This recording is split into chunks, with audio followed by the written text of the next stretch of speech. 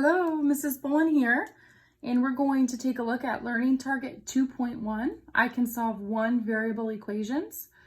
We're going to break this learning target up into 4 different parts. So we're going to look at part A in this video for one-step equations. And in general, we have some questions about equations here. So the first question is, why do we even bother solving equations? And I could say that there are 2 reasons for that. So the first reason is to get the variable,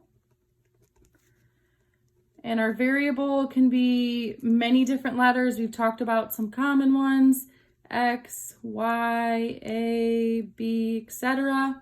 So we want to get our variable by itself.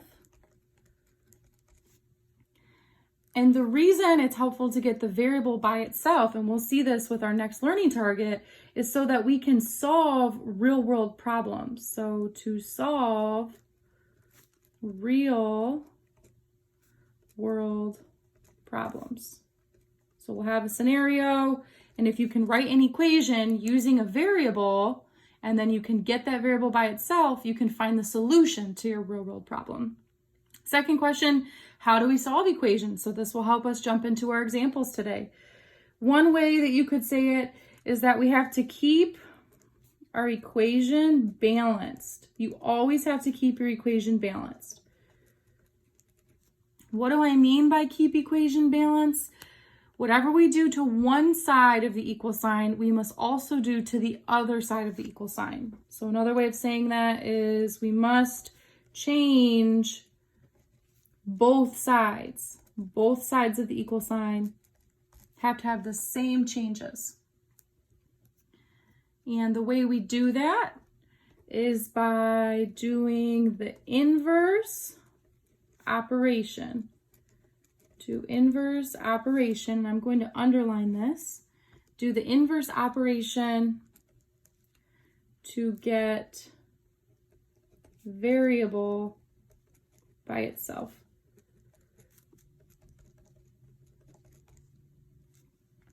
So we do the inverse operation to get variable by itself.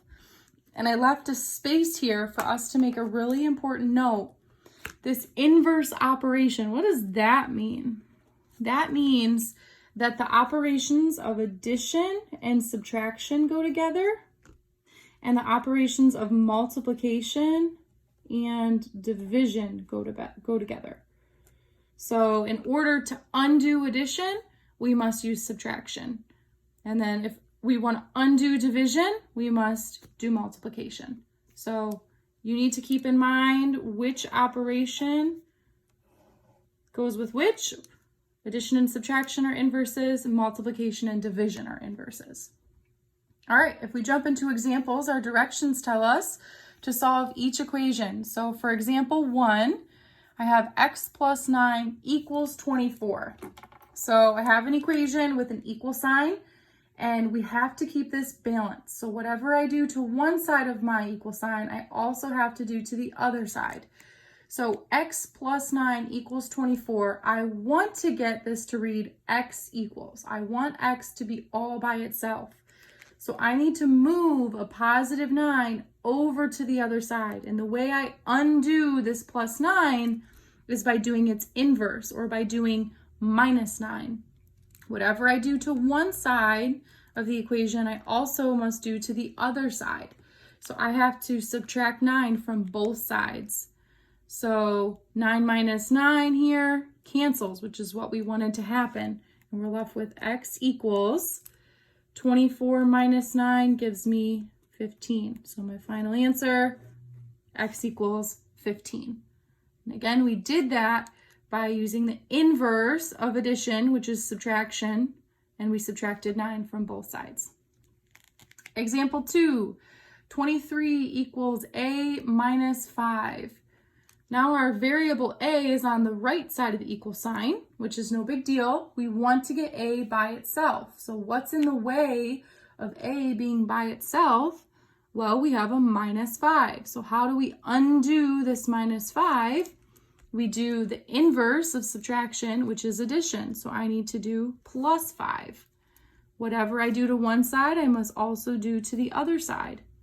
So This cancels. Minus 5 plus 5, which is exactly what we wanted to happen, and we're left with A equals, and we have to do 23 plus 5 to get 28. A equals 28. If you prefer to see the variable written on the left-hand side, you could write this in the other order. This reads 28 equals A. We could rewrite it A equals 28. That would also be correct. Both would be correct answers. Example 3, 40 equals 8p. Well, when we see 8p, this is multiplication. When you have a number right next to a variable, the operation that's taking place is multiplication. So I want to get p by itself, and I need to get rid of this 8. This is 8 times p. So how do I undo multiplication? I undo multiplication by doing division. So to undo this times 8, I have to divide by 8. And notice, whatever I do to one side, I also have to do to the other side.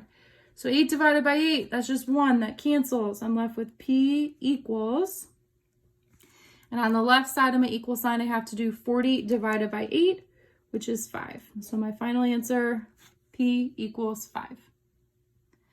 Last example, 11 equals x divided by 5.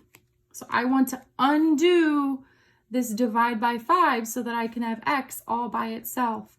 How do I undo a divide by 5?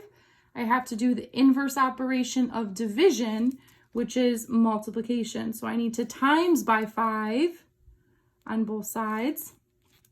So that cancels, and I'm left with x equals, and on the left-hand side, I need to do 11 times 5, which is 55. X equals 55.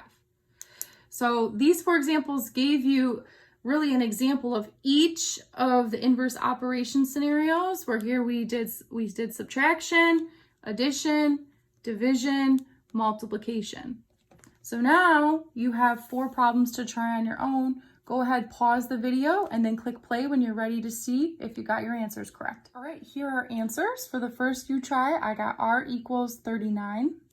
The second U try, and I want to pay special attention to this one, I get N equals -2. If you didn't get this, I have a pretty good guess of what you may have done.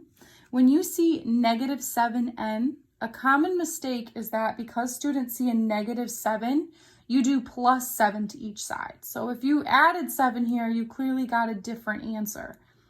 This is -7 times n. There's no plus or minus sign between the -7 and the n, so this is multiplication.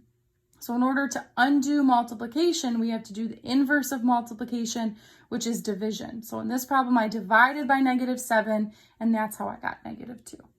For the third one, I got p equals 3, and for the very last U try, I got x equals 18. Let me know what questions you have.